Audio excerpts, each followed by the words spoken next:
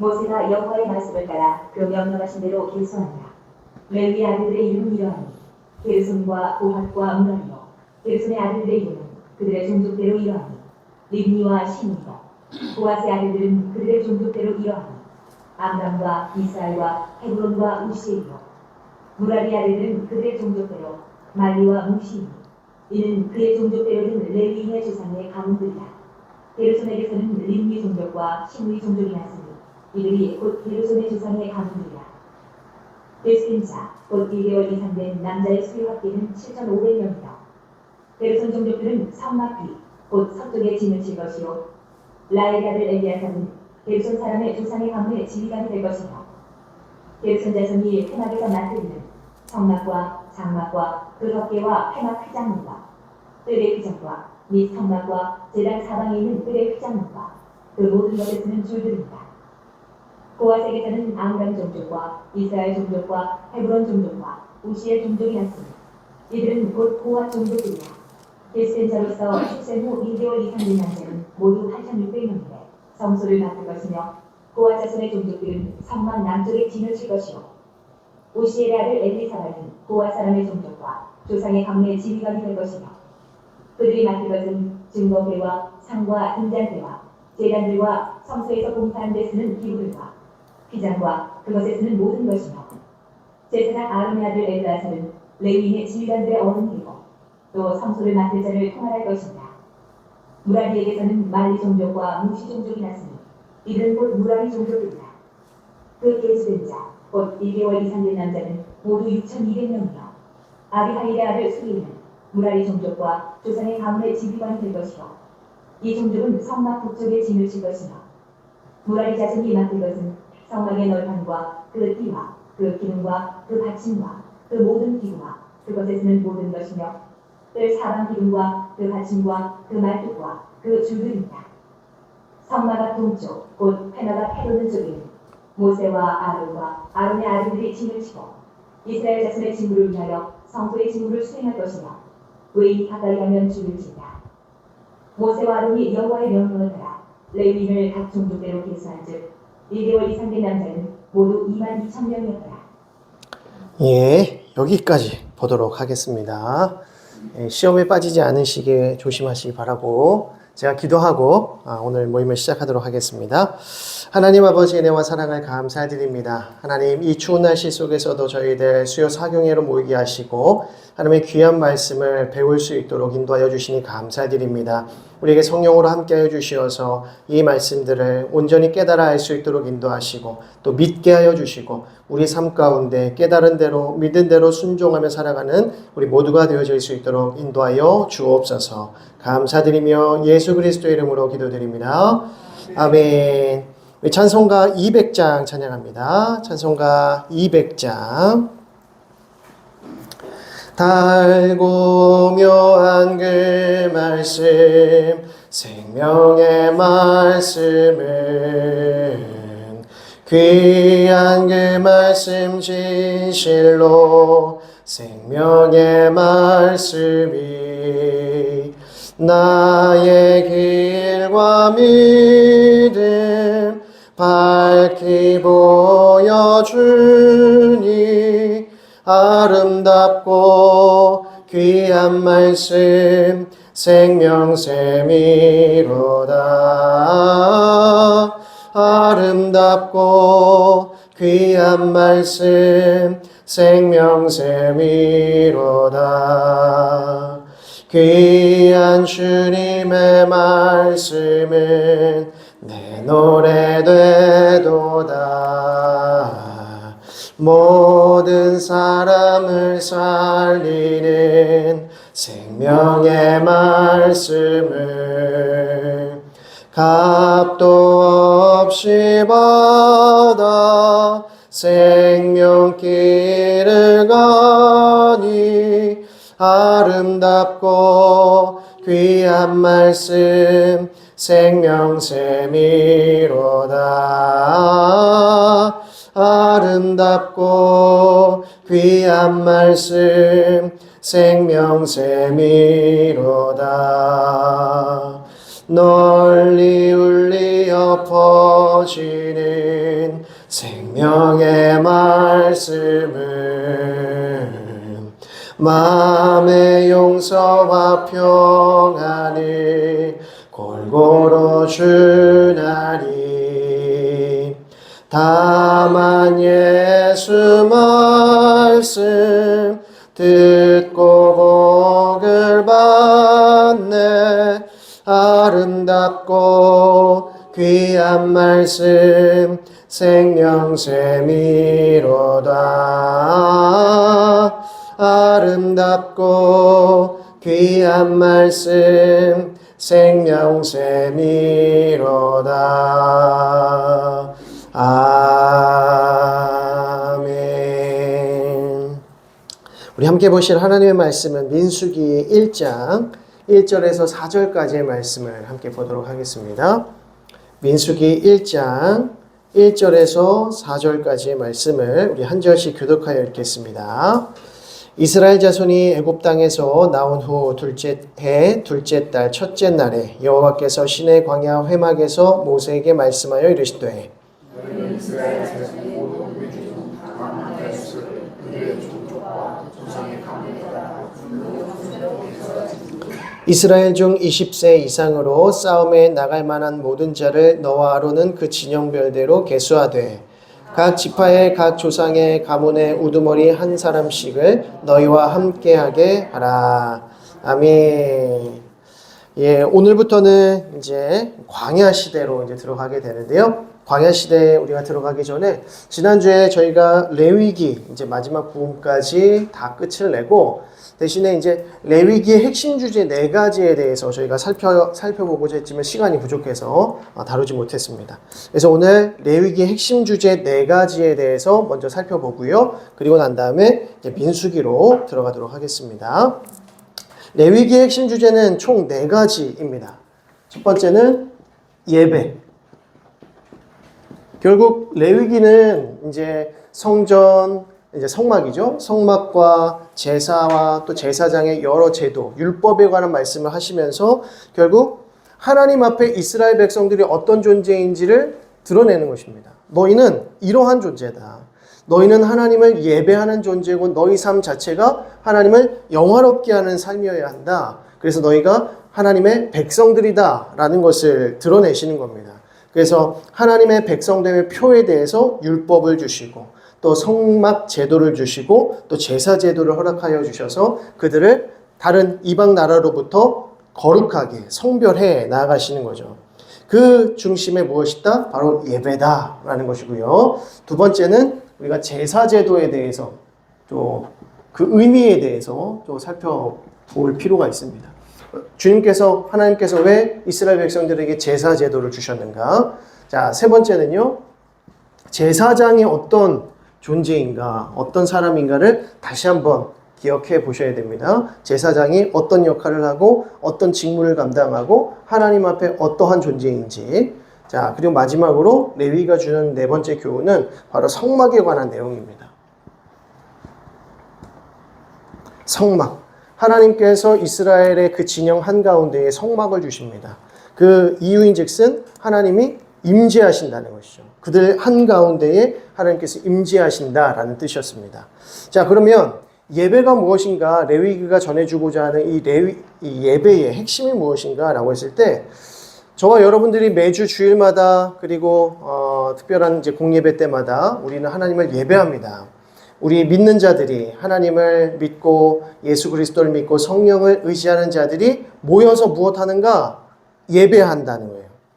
우리는 만나면 뭐 하는 사람들이다? 예배하는 사람들이다. 누구를 예배하는가? 우리의 아버지 되시는 하나님을 예배하는 자들이다. 그래서 예수님께서 주기도문에서 하나님이 어떤 분이신지를 3가지로 고백하라고 하셨습니다. 첫 번째는 하늘에 계신 하나님. 그죠? 하늘에 계신 하나님이 바로 우리의 하나님이시다. 그래서 우리 하나님. 그리고 3번째는요, 우리의 아버지 되신 하나님이라고 했습니다. 여기서의 이 아버지는 우리 인간적인 관계 속에서의 진짜 이런 어떤 아버지의 개념이 아니라 인간 관계에서 가장 친밀한 관계가 아버지와 아들 관계로 보는 거예요. 아버지와 자식 간의 관계, 부모와 자녀 관계가 가장 가깝지 않습니까? 그래서 이거를 맞추어 주심이라고 했습니다. 신학적인 용어로 맞추어 주심. 그래서 하나님께서 우리의 어떤 개념과 우리의 시각에서 가장 가까운 존재가 누구냐? 하나님 아버지와 아들의 관계다. 그러니까 우리와 하나님의 관계가 어떤 존재냐, 어떤 관계냐? 아버지와 아들의 관계다. 가장 친밀한 관계임을 보여주시는 거죠. 그러니까 이스라엘 백성들이 하나님을 어떤 존재로 여겨야 되는가? 하늘에 계신 하나님, 우리의 하나님, 그리고 아버지 하나님으로 섬겨야 하는 것이죠. 이게 바로 우리의 정체성이라는 것입니다. 이런 가운데 우리가 하나님을 예배할 때, 우리가 하나님을 만나고 하나님과 교제할 때에 가장 먼저 일어나는 반응이 무엇인가? 우리가 하나님을 만날 때 어떤 일들이 일어날까요? 우리가 나중에 저 천국 가서 하나님을 뵙게 될 텐데 그때 우리는 무엇합니까? 예배한다고 하잖아요. 우리가 하나님 나라에 가면 무엇하느냐? 예배한다는 것입니다. 그런데 이 예배는 우리가 규정해 놓은 어떤 순서에 따른 이런 의식적인 예식적인 예배가 아니라 하나님을 즐거워하는 것, 하나님을 누리는 것, 하나님과 깊이 있게 교제하는 것, 이 모든 것들이 바로 예배라는 것입니다. 하나님과 우리가 교제하는 것을 예배라고 이해하시면 되겠습니다. 그래서 하나님께서 이스라엘 백성들에게 율법을 주신 이유가 무엇인가? 하나님을 예배하는 자로서의 삶을 살아라는 것이죠. 하나님께서 이스라엘 백성들을 구원하시고 출애굽시키시고 난 이후에 율법을 주셨는데 이 율법에는 하나님의 정신이 담겨 있다고 했습니다. 하나님의 뜻이 담겨 있다. 그래서 하나님께서 이스라엘 백성들에게 율법을 주신 것은 이스라엘 백성들이 그 율법을 통하여 하나님이 어떤 분이신지를 발견하고 그 율법을 지킴으로써 하나님의 뜻을 이행하는 가운데 하나님의 사랑을 드러내는 것이죠. 그것이 바로 무엇이다? 예배라는 것입니다. 그래서 하나님께서 이 예배를 너희가 이렇게 드려라. 너희가 이렇게 예배하면 내가 받겠다라고 하는 그 의식이 무엇이다? 제사라는 것입니다.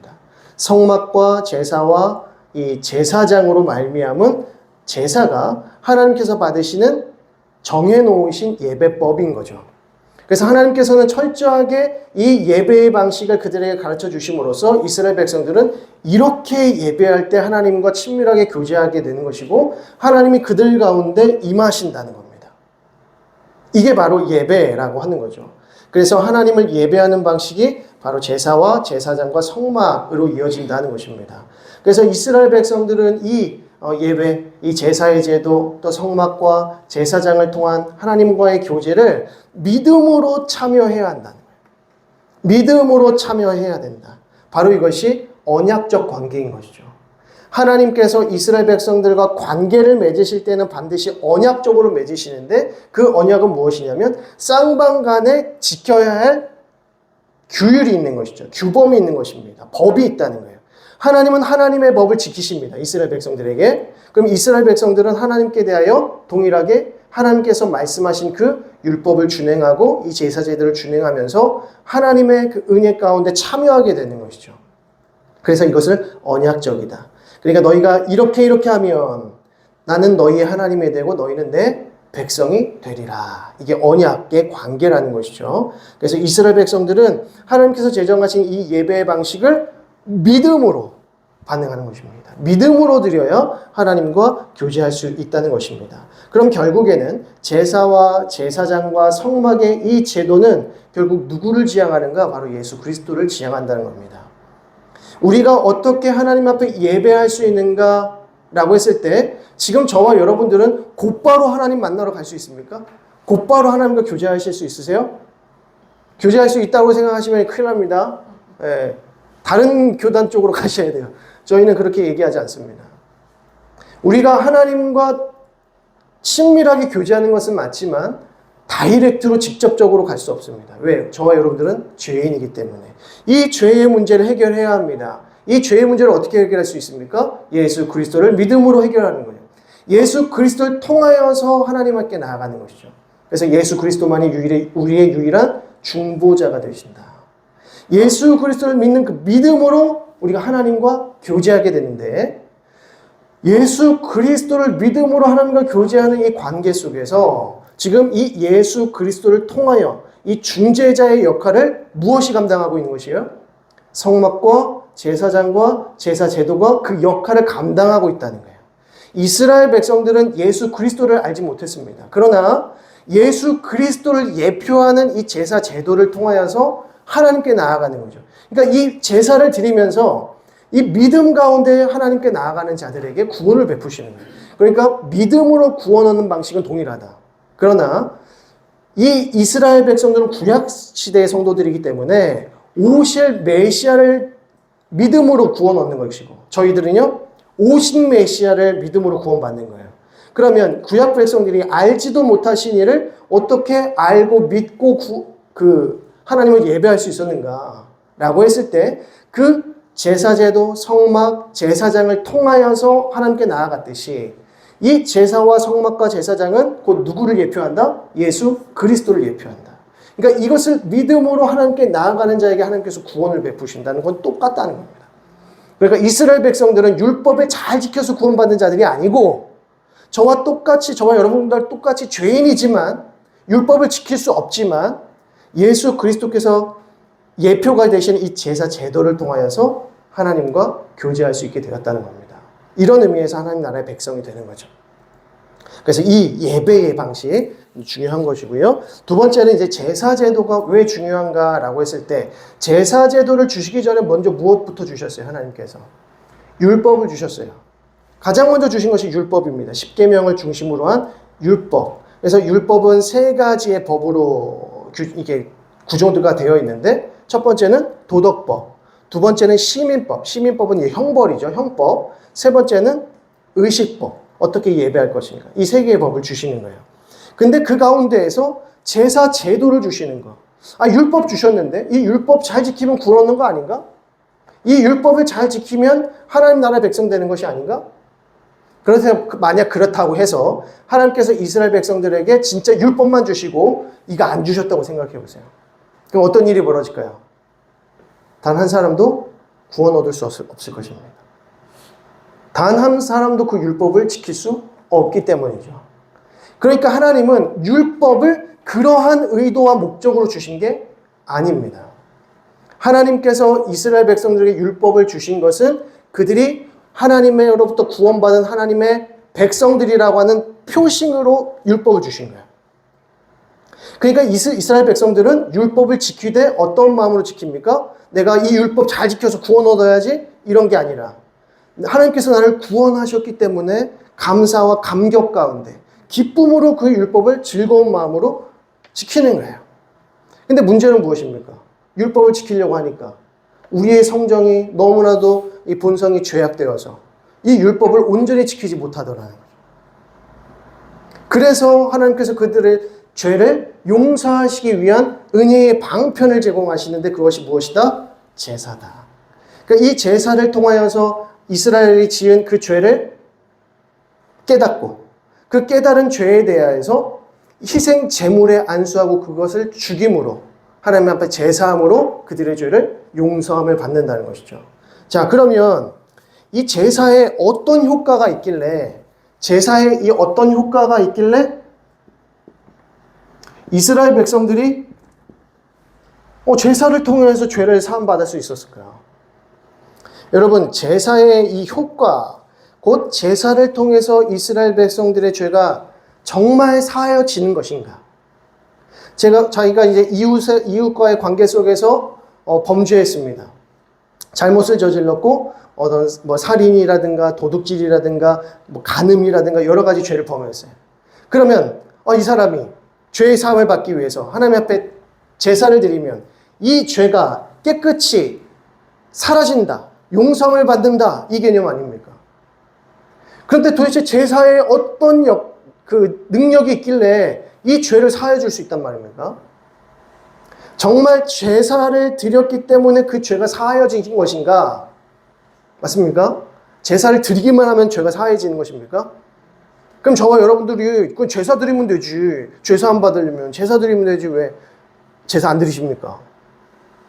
그러니까 제사 자체가 죄사함을 주는 것이 아니에요.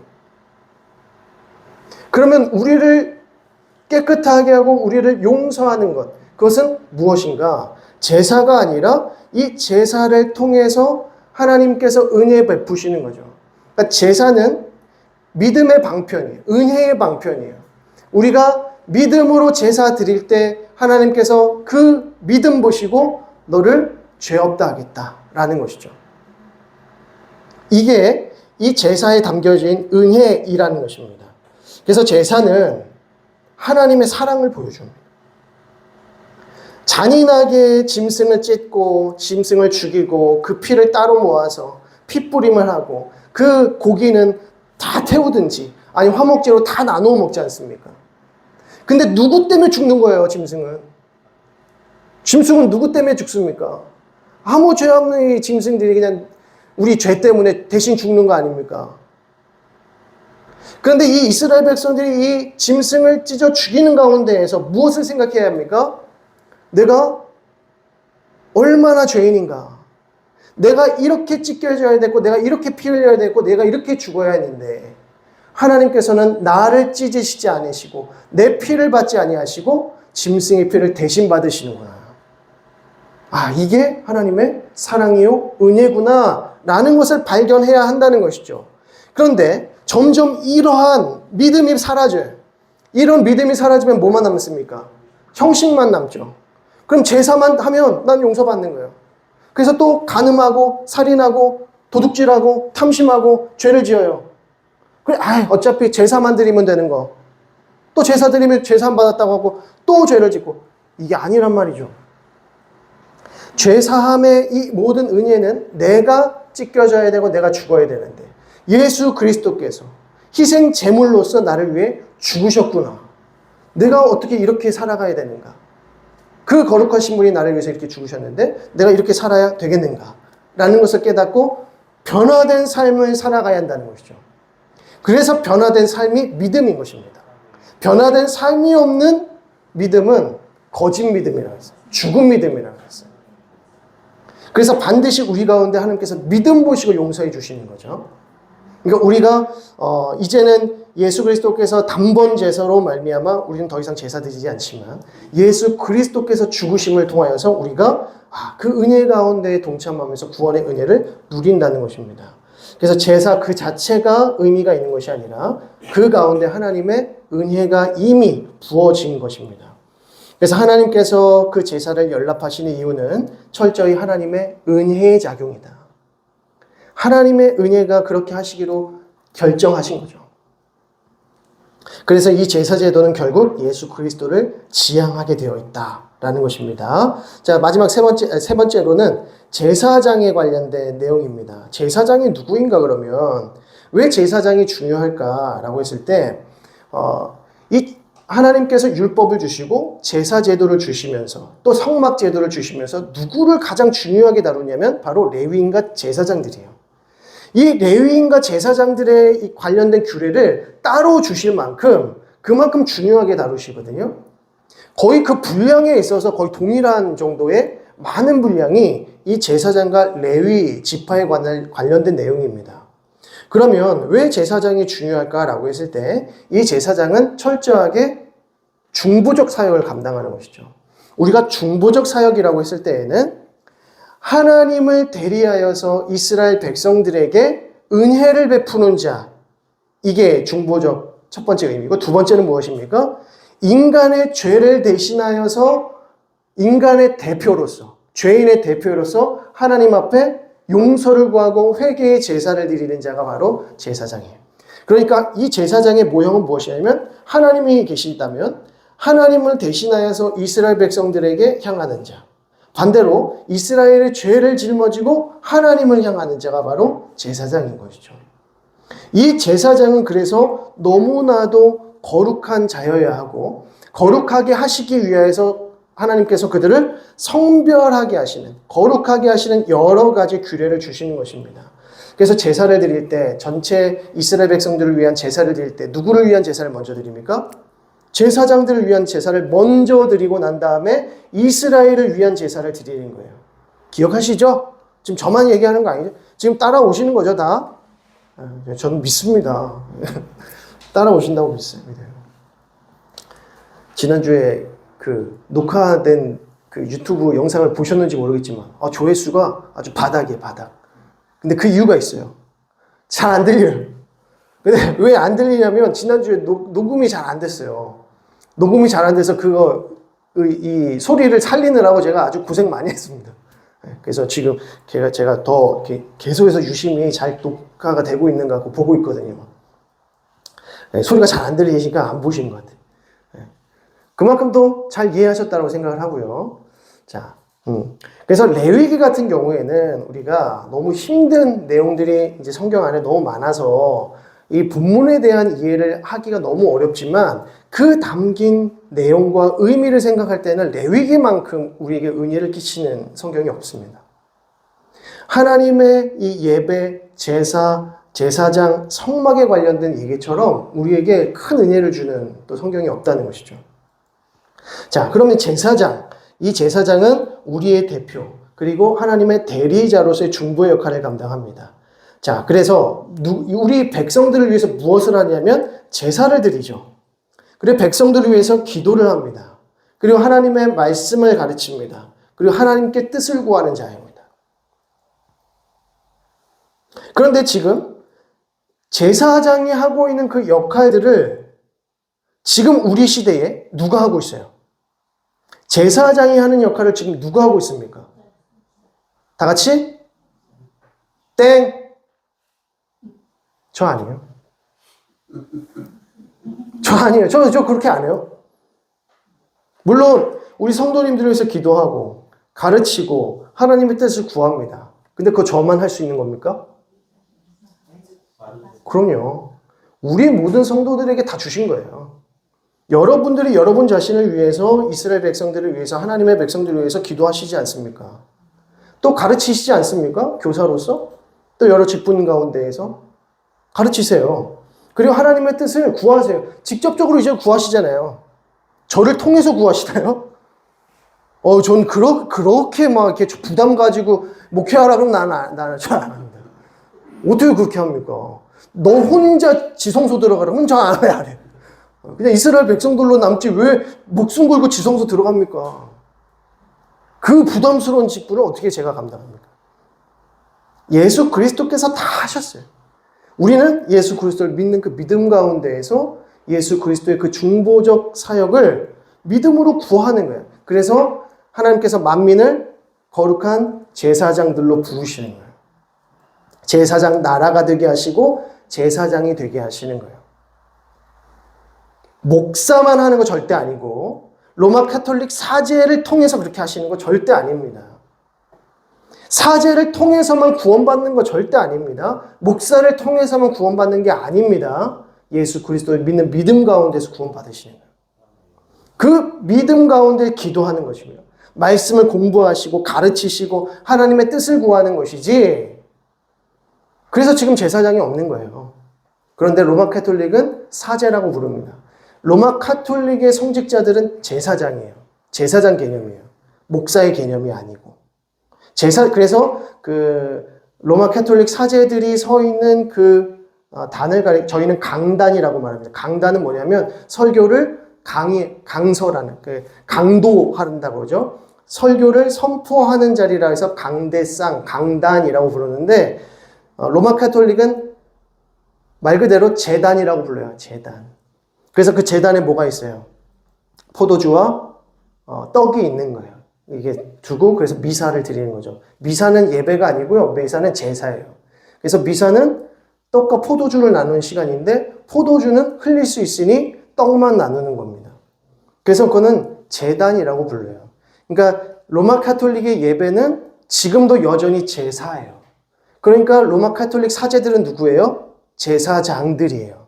사제, 제사장들이에요. 그래서 그들이 은혜를 베풀지 않으면 구원 얻지 못해요. 그러니까 로마 카톨릭은 지금도 무엇에 갇혀 있는 거예요? 구약시대의 율법에 갇혀져 있는 거죠. 그러니까 구원론이 저희랑 다릅니다. 예수님 믿는다고 말하고 성령 믿는다고 말하고 하지만 구원론이 다릅니다. 그리고 성경을 하나님의 말씀으로 받지 않습니다. 하나님의 말씀으로 받지 않아요. 왜냐하면 성경은 교회의 사제들 중심으로 만들어진 책이기 때문에 교회의 권위 밑에 있어요. 성경은. 근데 우리는 뭡니까? 성경의 권위 위에 교회가 세워졌다라고 믿는 것이죠. 베드로의 신앙 고백이 바로 그 고백 아닙니까? 그 신앙 고백 위에 교회가 세워진 것이지, 로마 카톨릭은 신앙 고백은 첫 번째 교황인 베드로가 한 거예요. 그러니까 베드로 위에 교회가 세워졌다고 보는 거예요. 베드로가 그 교회인 거죠. 그래서 성경은 교회의 권위 밑에 있는 겁니다. 근데 우리는요, 성경의 권위가 최종적 권위인 것이죠. 그래서 교회는 성경의 권위 아래에 있다는 거예요. 그거 헷갈리시면 안 됩니다. 그래서 어떤 분들은 왜 로마 카톨릭하고 천주교하고 교회하고 똑같은 성경 보는 거 아니야? 똑같이 하나님 믿는 거 아니야? 똑같이 삼위일체 하나님 믿는 거 아니야? 근데 왜 연합을 못해? 서로 연합해야 되는 거 아니야? 왜 자꾸 교회를 나눠? 라고 하지만 다 완전히 다릅니다. 구원론이 완전히 달라요. 지금 제가 말씀드린 것처럼 로마 카톨릭은 사죄 없이는 하나님을 만날 수 없습니다. 사죄의 고해성사하시지 않으면 용서받지 못하십니다. 지금도. 근데 우리는 어떻게 용서받아요? 말씀을 의지하고 예수 그리스도를 의지하는 가운데에 기도하시면 여러분들의 골방에서 죄사함을 받습니다. 이게 완전히 다르다는 것을 다시 한번 기억하셔야 됩니다. 자, 성막. 마지막으로 성막의 개념은 무엇인가? 하나님의 임재의 상징인 것이죠. 지난번에 한번 말씀드렸지만 회막과 성막은 실제적으로는 의미가 틀립니다. 회막은 만날 회자를 써서 하나님과 만나는 성막, 만나는 텐트 자리입니다. 성막은 거룩하게 하나님께서 제정하신 방식대로 만들어진 공식적인 텐트를 말하고요. 그리고 회막은 처음에는 누구와 누구의 만남이었습니까? 하나님과 모세와만 만나는 자리였어요. 그래서 회막은 다른 곳에 지어져 있었습니다. 진영 밖에 지어져 있었습니다. 모세가 진영 밖에 따로 회막을 놓고 하나님과 교통했다는 거죠. 교제했다는 겁니다. 그런데 하나님께서 성막의 제도를 제정하시고 그 성막을 이스라엘 진 한가운데 두시면서 이제는 더 이상 회막이 다른 곳에 있을 필요가 없고 성막 가운데 있게 된 거죠. 그러면 하나님께서는 이 이스라엘 진영 밖에서 모세와 교제하시다가 성막을 통하여서 어떻게 하시는 겁니까? 이스라엘 진영 안으로 들어오시는 거예요. 이스라엘 한가운데로 들어오시는 게 바로 회막, 성막인 것이죠. 그래서 이 이후부터는 성막이 회막과 동일한 표현으로 등장을 합니다. 성막이 만들어지기 전에는 회막과 성막은 다른 의미였어요. 그런데 성막이 지어진 이후에는 성막과 회막의 의미가 동일한 것이다 라는 거죠. 그러면 이 하나님의 임재가 곧 하나님의 백성들 안으로 들어오게 되었다라는 것입니다.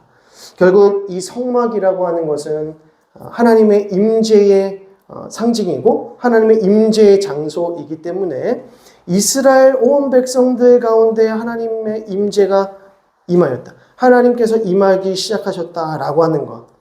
이것이 바로 임마누엘, 하나님이 우리와 함께 계시다 함이라 라는 뜻이죠. 이 임마누엘의 이름이 누구의 이름입니까? 예수 그리스도의 이름입니다. 네가 한 아들을 낳으리니 이름을 임마누엘이라 하라. 왜? 하나님이 우리와 함께 계시다 함이라 라는 뜻으로 예수 그리스도를 우리에게 주셨어요. 그런데 예수 그리스도께서 임마누엘이라고 하시기도 하지만 또 샬롬이죠. 예수 그리스도께서 샬롬이에요. 평화. 샬롬 평화. 예수 그리스도는 평강의 왕이라 할 것이라. 왜 그렇죠? 평강, 샬롬은 어떻게 이루어집니까? 하나님이 우리와 함께 계실 때가 샬롬이에요. 그러니까 임마누엘과 샬롬은 같은 뜻입니다.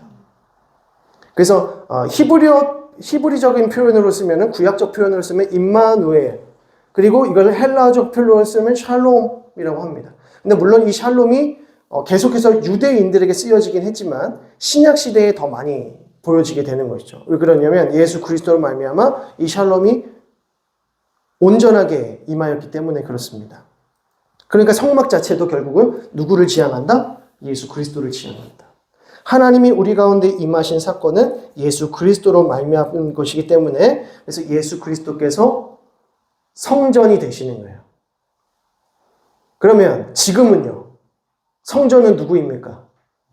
지금은 저와 여러분입니다. 왜 저와 여러분이 성전입니까?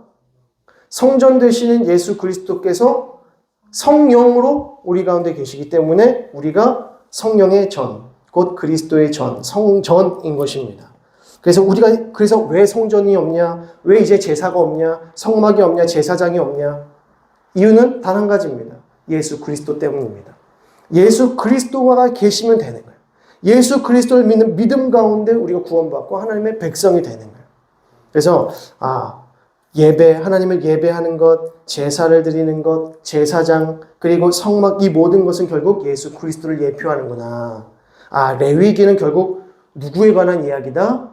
예수 그리스도에 관한 얘기구나 라는 것을 깨닫는 거예요. 물론 레위기 1장부터 또 끝장까지 또 읽으세요 그러면 우리는 또 주리를 틀면서 또 시험에 빠질 수도 있겠지만 그 가운데 이것이 예수 그리스도께서 우리에게 은혜 베푸시는 작업들이다라고 읽으시면 되겠습니다. 아시겠죠? 그래서 이후로부터는 큰 시험에 빠지지 않으시기를 축복드립니다. 자, 이제 오늘 나눠드린 새로운 강의 한번 보시겠습니다. 민수기, 이제 광야 시대 보겠는데요. 광야 시대는 말 그대로 민수기는 이스라엘 백성들이 광야에서 방황하던 40년간의 이야기, 스토리들을 이야기하고 있습니다. 그래서 40년 광야 생활을 의미한다고 해서 광야 시대라고 하고 이제 민수기라고 합니다. 근데 히브리 성경에서는 실제로 히브리어 성경의 민수기 부분을 어떤 제목을 달았냐면 광야에서라는 제목이에요. 히브리 성경에는 광야에서가 제목입니다. 광야에서. 그런데 이후에 헬라어 성경과 라틴어 성경에서는 numbers, 말 그대로 수를 세다. 국민의 이스라엘 백성들의 수를 세다라고 해서 민수기라고 합니다. 우리는 헬라어와 라틴어 성경의 그 본을 따라서 이제 numbers라는 단어를 그대로 쓰는 것이죠. 자, 모세오경의 구조를 전체를 보시게 되면 창세기 1장부터 11장까지 하나님 나라의 시작이 되었다가 죄로 말미암아 퇴행되었고 12장부터 50장까지에는 족장들, 특별히 아브라함, 이삭, 야곱, 요셉으로 이어지는 이 족장들의 역사를 통하여서 하나님의 언약이 어떻게 흘러갔는지를 보여주고요. 그래서 출애굽기의 말씀을 통해서 실제적인 구원의 역사가 일어나기 시작했고요. 그들에게 하나님께서 예배, 제사, 제사장, 성막 제도를 주심으로 그들과 언약을 성취하시는, 그들 안으로 들어오시는, 하나님께서 그들의 하나님 되시는 은혜를 보여주셨습니다. 자, 이제는 하나님께서 이스라엘 백성들에게 약속하신 대로 그들을 약속의 땅 가나안으로 인도하시려고 하는 그 시작점에 있습니다. 그래서 민수기는 인원수를 다 계산하는 이유가 무엇이냐면 이제 출발하고자 하는 거예요. 시내산에 이제 머물다가 이제 출발하는데 시내산에 머문 지 얼마나 되었을까요? 오늘 본문을 보시게 되면 1장 1절 보면 둘째 해, 둘째 달, 첫째 날에 라고 합니다. 그러면 첫째 해, 첫째 달, 첫째 날. 첫째 해, 첫째 달, 첫째 날은 어떤 일이 벌어진 날입니까? 그렇죠. 유월절 전이죠. 유월절을 준비하던 시기가 바로 1월이었습니다. 그래서 1월 1일 부터 시작해서 1월 14일에 정확히 유월절로 출발하게 되는 거죠. 그래서 1월 14일을 유월절로 지키는 겁니다. 그래서 지금 둘째 해, 둘째 달, 첫째 날이라고 하는 것은 2년 2월 1일을 가리킵니다. 그죠? 이때에 여호와께서 시내 광야 회막에서 모세에게 말씀하여 이르시되 라고 하는 것이죠. 그러면서 너희는 이스라엘 자손의 모든 회중 각 남자의 수를 그들의 종족과 조상의 가문에 따라 그 명수대로 계수할지니 라고 합니다. 이스라엘 백성들이 출애굽한 이후에 지금 시내산에 도착한 지는 11개월 정도가 흐른 시점입니다. 10개월에서 11개월 정도 흐른 시점입니다. 왜냐하면 시내산까지 도착하는데 약 한 달의 기간이 걸리게 되고, 그리고 시내산에서 이제 출발할 때 언제 출발하냐면 이제 뒷부분에 한 민수기 10장 정도에 나오는데 유월절 두 번째 유월절을 지키고 출발하라 이렇게 말씀하세요. 그래서 이스라엘 백성들은 유월절 두 번째 유월절을 지키고 이제 약속의 땅 가나안으로 출발하게 되는 것입니다. 시내산을 이제 떠나게 되는 것이죠. 그렇게 됐을 때 약 11개월 정도 시내산에 머물게 되었다는 겁니다. 그럼 시내산에 11개월 머물면서 무슨 일들이 일어났는가? 우리가 앞서 살폈던 대로 거룩과 성결하게 하시는 작업, 율법을 주시고 또 예배와 제사와 제사장과 성막에 관련된 모든 말씀을 주시는 과정 가운데 이스라엘 백성들을 정결하게 하시는 작업을 하는 겁니다. 자, 그러면서 이제 이번 광야 시대 구조와 요점을 보시게 되면 이제 채비 1장에서 10장, 두 번째는 11장에서 14장 말씀은 반역, 그리고 15장에서 25장은 방황, 그리고 네 번째는 신세대 이렇게 나오는데요. 이제 채비라고 하는 것은 출발하기 전까지 어떤 준비를 해야 되는가, 오늘 그 내용을 이제 좀 살펴보게 될 거고요. 두 번째 반역, 출발을 했어요. 출발을 했지만 여전히 이스라엘 백성들은 하나님께 불평하고 원망하고 반역하더라는 겁니다. 가장 큰 문제는 무엇이냐면 이번 반역의 맨 끝에 보시면 정탐이 나오죠. 정탐 13장 14장 내용인데 우리가 잘 아는 가데스 바네아 사건. 그래서 불순종한 사건이 이때 나타나게 되고 이 사건을 중심으로 해서 시작으로 하여서 40년 광야 생활이 시작되어집니다. 그래서 3번의 방황 15장에서 25장의 내용은 약 39년, 40년간의 이야기를 담고 있는 것이죠. 그리고 나서 1세대들이 다 죽고 2세대와 그 다음 세대들을 가리켜서 신세대라고 부르는데 이 신세대가 되었을 때에 다시 2차 계수를 하게 됩니다. 1세대들이 살아있을 때 첫 번째 계수가 지금 바로 1장 1절에서부터 나오는 1장 5절에서부터 나오는 첫 번째 계수고요. 두 번째 계수는 첫 번째 이제 세대 제 1세대들이 다 죽은 이후에 2세대, 3세대의 신세대들이 나타났을 때 그때에 2차 계수를 하게 되는 여정입니다. 그러니까 결국에는 이스라엘 백성들과 하나님께서 새로운 삶의 시작을 위해서 가나안 땅으로 출발을 했지만 여전히 죄 가운데 있는 이스라엘 백성들을 하나님께서 그냥 내버려 두지 아니하시고 약속의 땅에 들어가시기 전에 먼저 어떻게 하십니까? 그들을 정결하게 하시고 연단하시는 40년의 광야 생활을 주신다는 겁니다. 그리고 마침내 가나안 입성을 위한 준비를 하게 하시는 것이 이제 네 번째 단락이 되는 것입니다. 자, 이렇게 정리하시면 될 것 같고요. 한번 넘기시고요. 광야 시대의 내용을 보도록 하겠습니다. 자, 채비 1장에서부터 10장의 내용인데요. 여기서는 이제 시내 광야에서 아직 시내 산입니다. 시내 광야에서 각 지파별로 계수를 합니다. 약속의 땅으로 나아갈 준비를 하는 것이죠. 자, 그래서 이 채비의 제일 첫 번째는 진을 조직하는 것입니다. 진을 조직한다. 시내산에서 11개월 동안 있다가 이제 드디어 출발을 하고자 하는데 남자 장정이라고 하는 것은 20살, 20세 이상의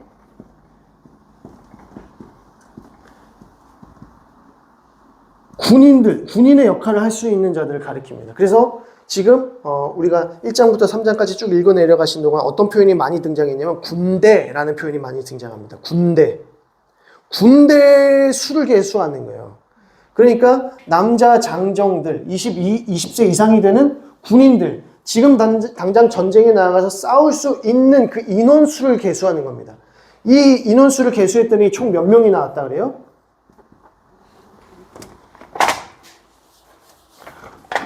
읽으시다가 조신 거 아니죠? 주무신 거 아니시죠? 몇 명이랬다고요? 약 60만 명이라고 했습니다. 자, 20세 이상 군인들만 60만 명이라면 이스라엘 전 인구가 몇이었을까요? 적어도 200만에서 400만까지 봅니다. 이렇게 많은 인원수를 이제 물론 남자 장정들만 세지만 그리고 남자 장정들 20세 이상의 군인들만 계수한 이유는 무엇이냐면 이들이 전쟁에 나아갈 수 있을 뿐만 아니라 한 가정의 가장입니다.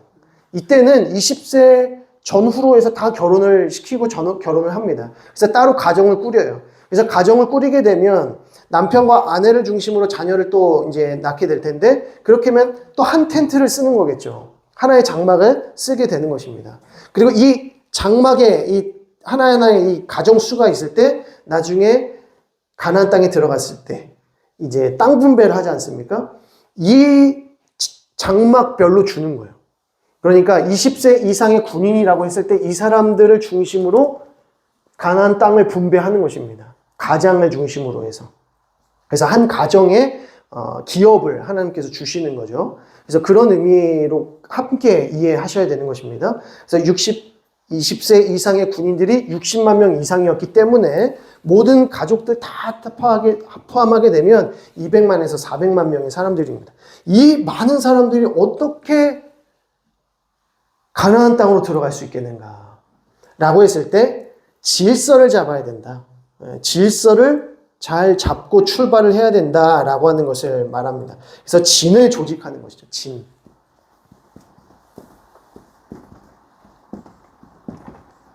진을 조직하는 이야기가 결국 민수기의 핵심, 이 초반 채비의 핵심입니다. 그래서 진을 조직할 때 1장에서 4장의 내용을 보게 되면 지파별 계수와 진영 배치라고 해서 이렇게 표로 정리를 해드렸는데요. 여러분들의 수고를 많이 들어드린 겁니다. 지금 1장에서부터 나오는 내용이 이 표에 관련된 내용이구나 이렇게 보시면 돼요. 자, 먼저 그 표를 보시면 야곱의 아들들이라고 했는데 이 야곱의 아들들의 순서는 창세기 35장에 등장하는 내용입니다. 창세기 35장에 보면 순서가 어떻게 아들들이 나열되어 있냐면 르우벤, 시므온, 레위, 유다, 이사갈, 스불론. 제일 먼저 레아로부터 낳은 아들들. 그리고 라헬을 통해 낳은 아들이 요셉과 베냐민. 그리고 빌하, 라헬의 몸종입니다. 라헬의 몸종인 빌하를 통해서 낳은 자식이 단과 납달리. 그리고 다시 레아가 실바로부터 이제 자식을 낳게 해서 갓과 아셀을 낳게 되는 것이죠. 이렇게 해서 순서로 쭉 되어 있습니다.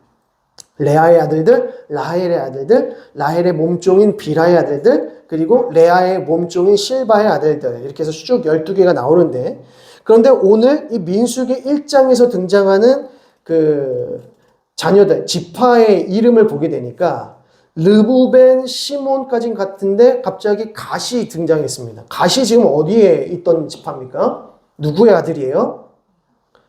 레아의 몸종인 실바의 아들입니다. 갓 밑에 보이시죠?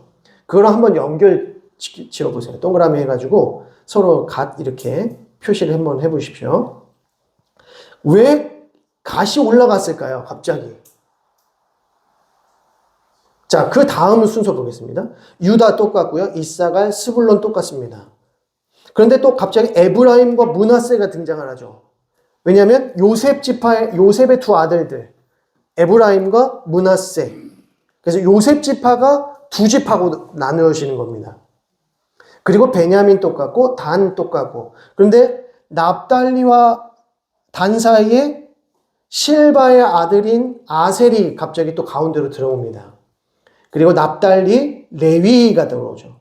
그러니까 이 민수기 1장에서부터 나오는 이 계수는 레위 지파는 가장 마지막에 계수를 하게 되기 때문에 레위 지파를 제일 마지막으로 내린 것이고, 이 레위 지파의 자리에 갓을 올린 이유는 이 갓이 실바, 레아의 몸종인 실바의 장남이죠. 장남이기 때문에 그 자리에 끼워 넣은 것입니다. 그리고 쭉 가다가 요셉은 말씀드린 대로 에브라임, 므낫세 지파로 두 지파로 나누게 되죠. 그래서 이스라엘 지파는 총 13지파입니다. 원래 13지파예요. 근데 누구는 그 계수에서 뺍니까? 레위는 빼는 거죠. 레위를 빼고 요셉 지파를 두 지파로 나뉘니 12지파가 나오는 것이고, 레위 지파는 제사장의 지파로서 따로 하나님 앞에 이제 계수가 되는 겁니다. 자, 그리고 난 다음에 아셀이 단과 납달리 사이에 들어간 것은 이제 레아와 라헬의 몸종인 이 자녀들은 그냥 한꺼번에 묶는 거예요. 그리고 이렇게 묶여진 지금 이 지파들이 배치면을 보시면 이게 민수기 2장에 등장하는데, 배치. 동쪽에는 유다, 이사갈, 스불론이 들어가고, 남쪽에는 르우벤, 시므온, 갓 지파가, 그리고 서쪽에는 에브라임, 므낫세, 베냐민, 그리고 북쪽에는 단, 아셀, 납달리 지파가 들어갑니다. 자, 여기서 보시게 되면 또 특별한 것이 무엇이냐면 원래 배치해서 동으로 할 때 제일 먼저 누가 들어가야 돼요? 루벤, 시몬, 갓이 들어가는 게 맞는데 갑자기 유다, 이사갈, 스불론이 들어간단 말이죠. 이 세 그룹이 들어갑니다. 왜 그랬을까요? 유다가 장자이기 때문에. 루벤은 아버지에게 음란한 죄를 범했기 때문에 장자에게서 떨어졌고, 레위와 시므온은 야곱에게 세겜 지파의 그 족장들과 그 남자들을 다 죽임으로 해서 큰 근심을 주었기 때문에 장자가 되지 못합니다. 그래서 유다가 장자가 되면서 유다, 이사갈, 스불론 이 팀이 동쪽 맨 위쪽으로 올라가는 겁니다. 지금 이 배치가 뭐냐면 나중에 이대로 행진을 하게 됩니다. 이 순서대로 행진을 하게 되는 거예요.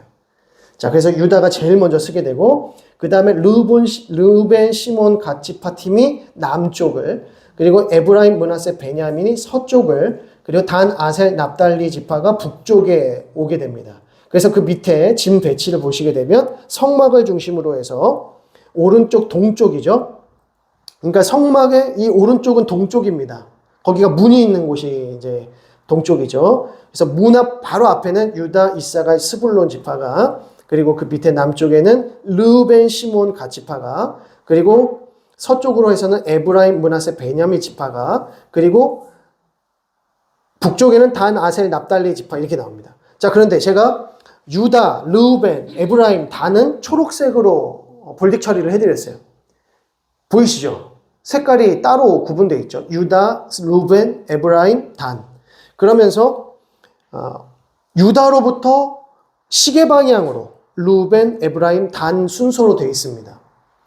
그래서 행진할 때 유다, 이사갈, 스불론, 그리고 그 다음에 르벤, 시몬, 갓, 에브라임, 므낫세, 베냐민, 단, 아셀, 납달리 순으로 이게 시계 방향 순으로 빠져나가는 겁니다. 이해되시죠? 이것이 바로 이제 진 배치와 함께 행진의 순서다라고 보시면 되겠습니다. 자, 1-1-2 레위인 계수와 업무 3장과 4장의 내용을 보면 이제 레위인 계수를 따로 하는 겁니다. 그래서 레위인 해가지고 조상, 게르손, 고핫, 므라리라고 하는 것이죠.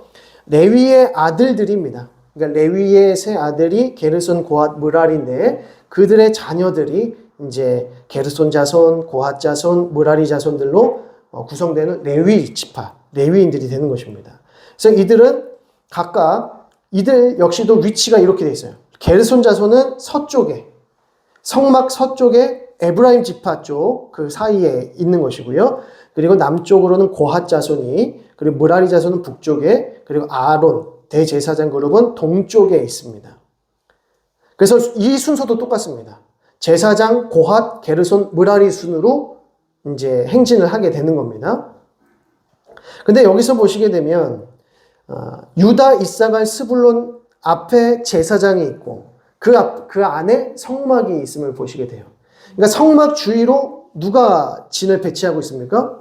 제사장과 레위 지파가 진을 구성하고 있습니다. 왜 그럴까요? 이스라엘 백성들, 일반 백성들이 성막으로 무작정 들어가지 않도록 하는 겁니다. 성막 안에 아무런 의미 없이 들어가게 되면 어떻게 됩니까? 죽는 것이죠. 그래서 그런 일이 벌어지지 않도록 레위 지파와 제사장 그룹이 성막을 둘러싸고 있는 것입니다. 그래서 성막 바로 문 앞에 제사장 아론이 다 그 문지기를 하고 있는 겁니다. 그래서 문지기로서 제사장 그룹이 바로 동쪽 앞에 있는 것이고요. 그리고 유다, 이사갈, 스불론 쪽으로 이렇게 되는 것입니다. 자, 넘기시겠습니다. 진의 성별 5장에서부터 8장의 내용인데요. 이 진을 유지하기 위해서 진의 성결, 경제 질서의 문제, 가정 질서의 문제, 나실인 성결의 문제, 축복 기도로 나타납니다. 그래서 일반 진영의 성결과 질서를 유지하기 위해서 진을 성별케 하시는 작업이 등장을 하는 것이죠. 자, 이제 진을 조직을 했습니다. 이렇게 진을 조직해라. 위치를 이렇게 해라. 라고 다 정하셨어요. 그런 다음에 진을 성별하십니다.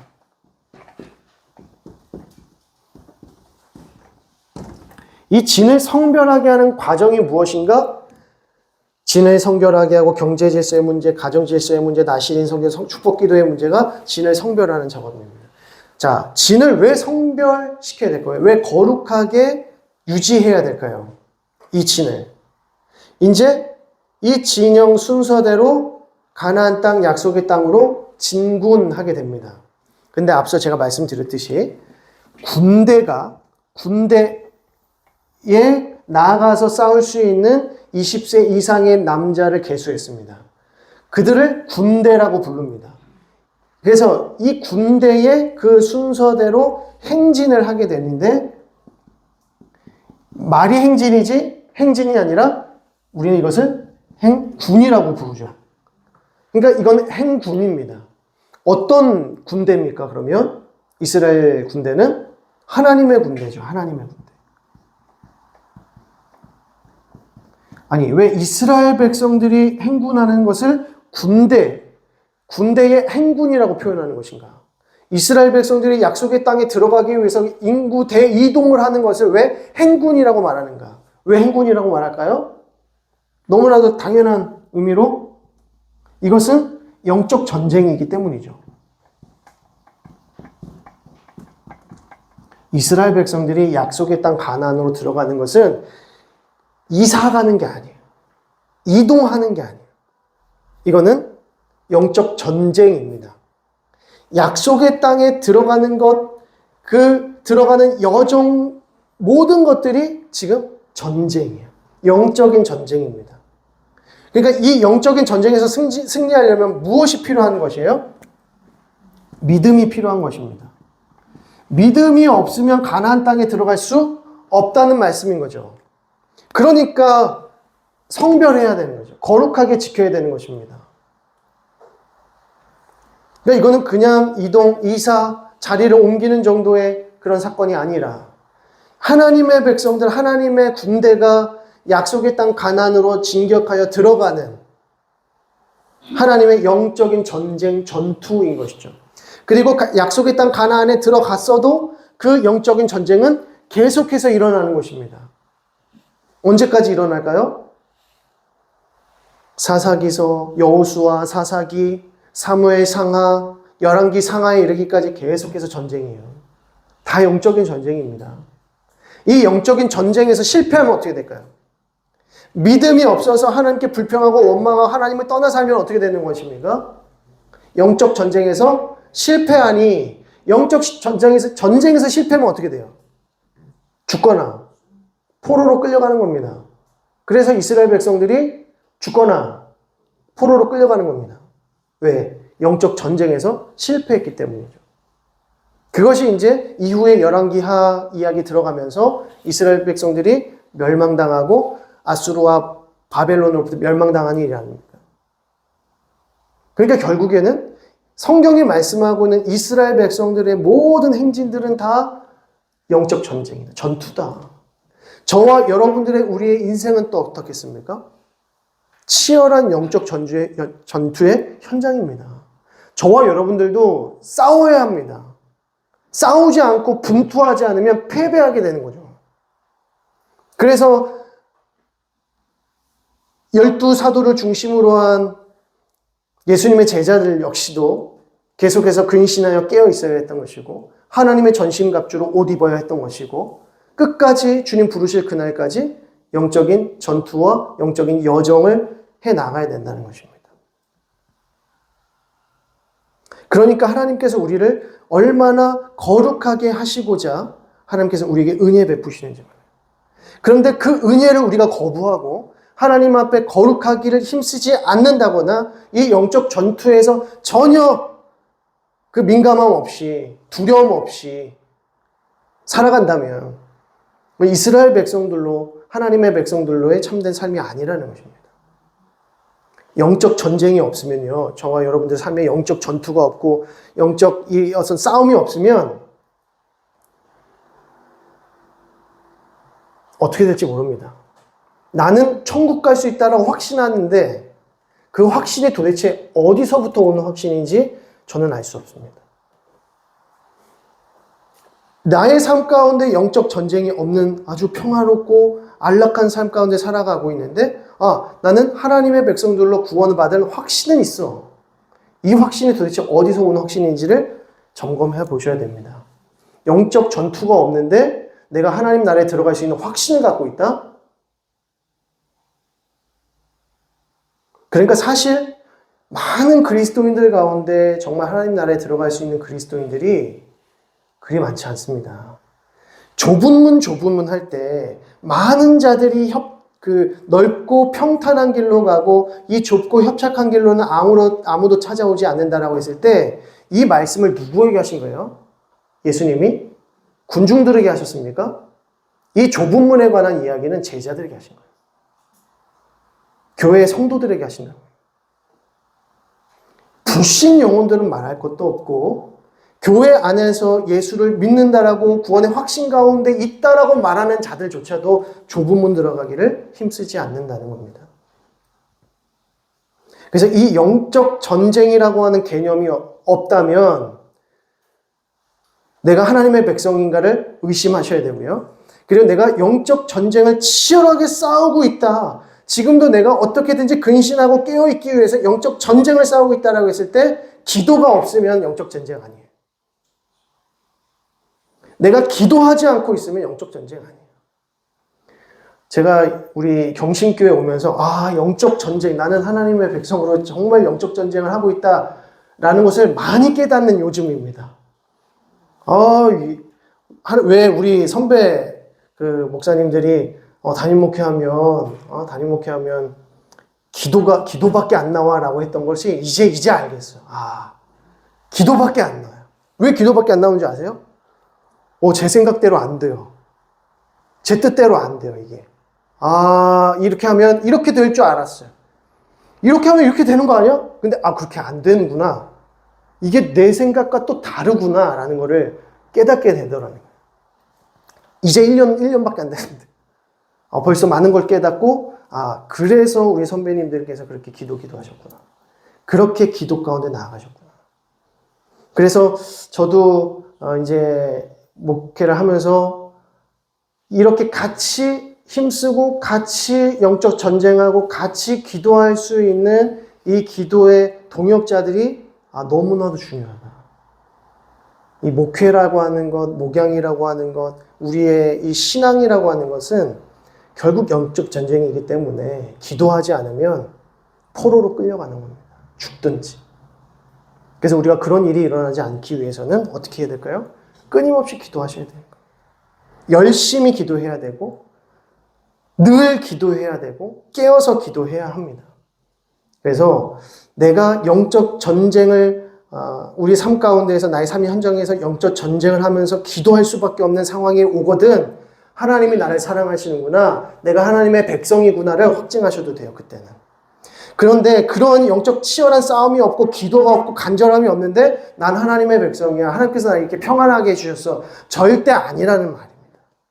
하나님께서 절대 그렇게 내버려 두시지 않아요. 왜냐하면 우리는 죄인이기 때문입니다. 우리는 여전히 죄인이기 때문에 이 죄와 싸워야 되는 겁니다. 그래서 이 죄를 위해서 예수 그리스도께서 오신 것이고 우리가 예수 그리스도와 함께 이 치열한 영적 전쟁을 해 나가야 한다는 것이죠. 그래서 하나님께서 이스라엘 백성들을 성별하게 하시는 장면이 이제 5장에서부터 8장에 나오는 것입니다. 이 부분부터는 이제 다음 주에 살펴보도록 하겠습니다. 자, 그럼 제가 기도하고 모임 마치겠습니다. 하나님 아버지, 은혜와 사랑을 감사드립니다. 오늘도 저희들을 사랑하여 주시고 이 한 시간 동안 하나님의 귀한 말씀 배우게 하시니 감사드립니다. 하나님께서 우리를 하나님의 백성 삼으시고 하나님의 군대로 삼아주셨음을 믿고 하나님 우리가 더욱 깨어서 근신하여 기도함으로 이 영적 전쟁의 싸움터에서 반드시 승리하는 우리 모든 성도들 다 되게 하여 주옵소서. 무엇보다 우리의 대장 되시는 예수 그리스도를 믿고 의지함으로 하나님 우리 가운데 주시는 기쁨과 능력 가지고 하나님 끝까지 싸워 이길 수 있도록 인도하여 주시고 무엇보다 기도에 힘쓰고 기도에 열심을 내어서 하나님의 귀한 사명들 잘 감당할 수 있는 우리 모두가 되어질 수 있도록 인도하여 주옵소서. 감사드리며 예수 그리스도의 이름으로 기도드립니다. 아멘. 하늘에 계신 우리 아버지여, 이름이 거룩히 여김을 받으시오며 나라의 임하옵시며 뜻이 하늘에서 이룬 것 같이 땅에서도 이루어지이다. 오늘날 우리에게 일용할 양식을 주옵시고 우리가 우리에게 죄 지은 자를 사하여 준 것 같이 우리 죄를 사하여 주옵시고 우리를 시험에 들게 하지 마옵시고 다만 악에서 구하옵소서. 대개 나라와 권세와 영광이 아버지께 영원히 있사옵나이다. 아멘. 우리 주위에 계신 분들에게 수고하셨습니다. 감사합니다. 인사하시겠습니다.